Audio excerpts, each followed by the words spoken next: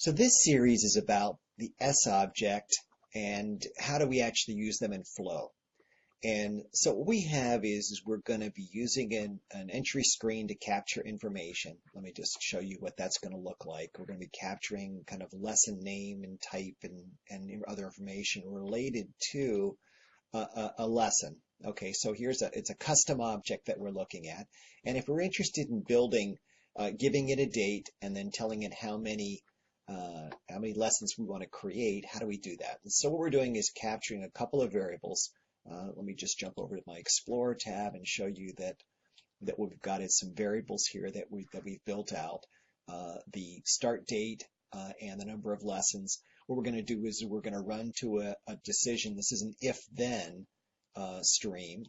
And so what we're going to do is open that up and show you that what we're looking at is the condition is that the number of lessons is greater than 0. And that's a constant that we've defined already. And so that'll run it through the decision. And the decision then is about the sObject now. And so what we're going to do is to create the sObject, or at least populate it.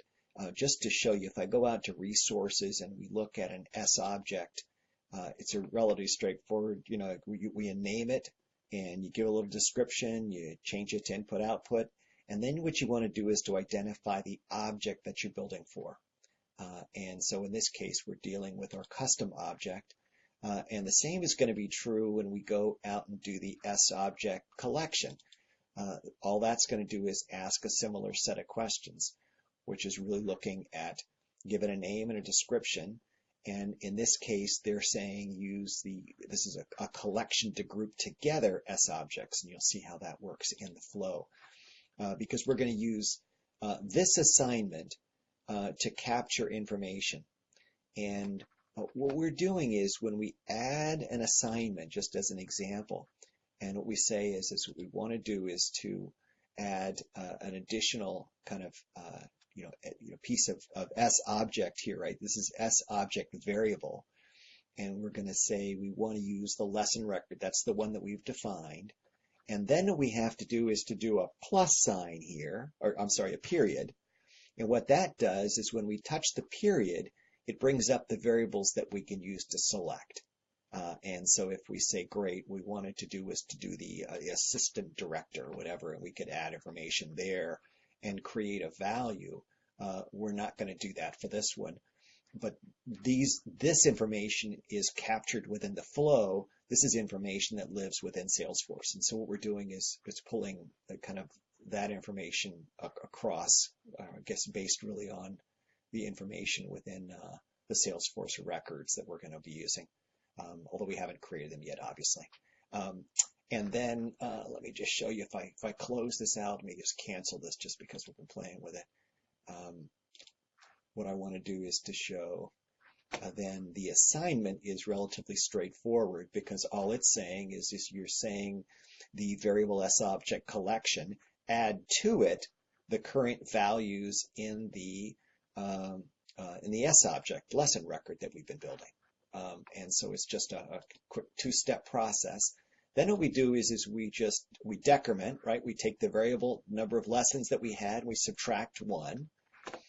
And then what we've done, and that's based on a constant, just so you see. What I did was to put out here some constants of a 0 and a 1, just so it made it simple for them.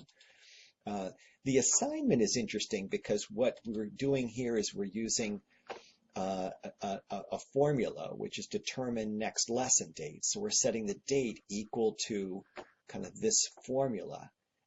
And so if you take a look out here, and we're in the Explorer, so we can just drop down a little, and we should get, here's the formula. So if we click on that, what we'll see is that the formula is just the variable lesson start date plus 7, in this case 7 days. And so that actually creates a formula that works. And then we're able to create a success screen. We're going to then run out and we're going to show another success screen. Then we're going to show you the fast create. The fast create, just so you see it. Again, it's fairly straightforward. It's saying create new Salesforce records using sObject or whatever, And what we're doing is using the variable, the sObject collection, which it knows is associated with our custom object. So we're able to make that work. So we can click cancel and we're going to run it. And so what we can do is we can go out to our object.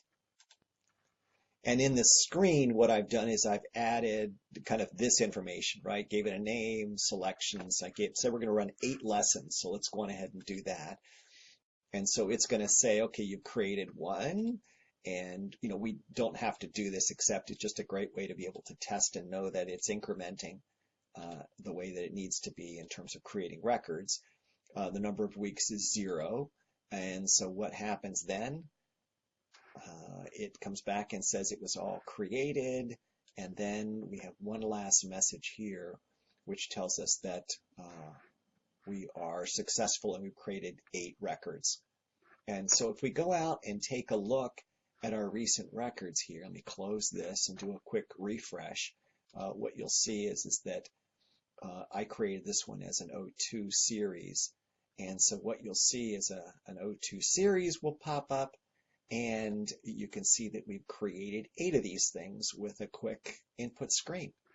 Hope that helps. Thanks for watching.